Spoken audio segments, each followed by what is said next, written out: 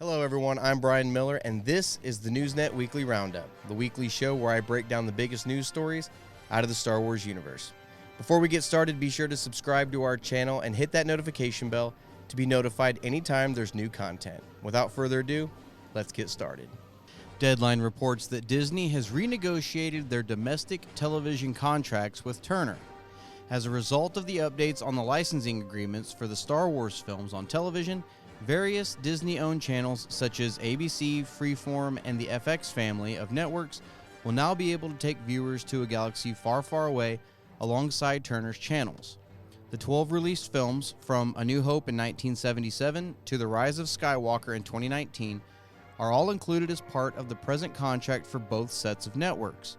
Of course, the movies are also available on Disney+, the go-to place for Star Wars movies and shows on streaming, and a move that happened thanks to a shrewd compromise between Disney and Turner when Bob Iger made a huge push to get Disney into the streaming space.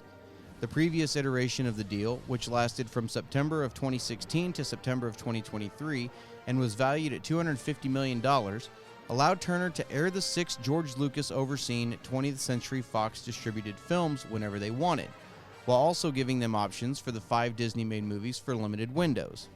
The current deal includes the 12 films, although it is not clear how licensing with films that have yet to be made and released will factor into this, nor how long the latest iteration of the agreement will last for, although it is expected that it will expire for both parties at the same time.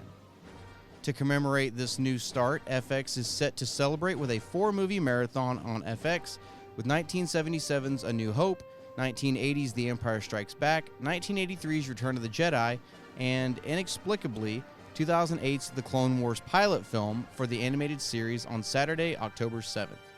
Plans for the airing of the other 8 movies in the series have not been made available at this time. This past April, the Star Wars Heritage Pack, a collection of 7 fan-favorite games from the 1990s and early 2000s, released on the Nintendo Switch eShop.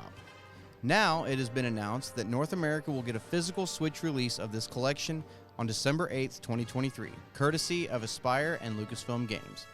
Even better for physical media enthusiasts, this new version will cost only $59.99, which is remarkably cheaper than the current $79.99 price on the eShop.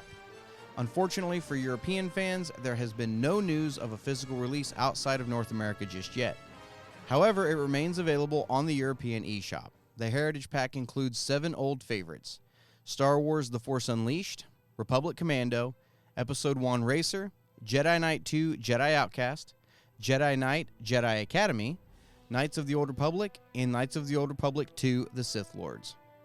The only other consideration to keep in mind is that while the first 5 titles on that list are already installed on the cartridge, the KOTOR games require an additional download. If you want to get a copy of this collection, you can pre-order it now at major retailers like Target, Best Buy, and others.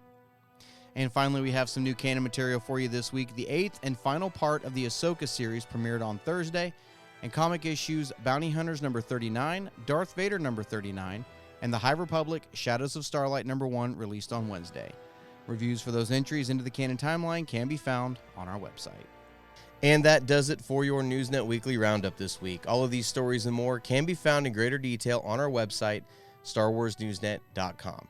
Don't forget to check back regularly for updates to stories and breaking news out of the Star Wars universe.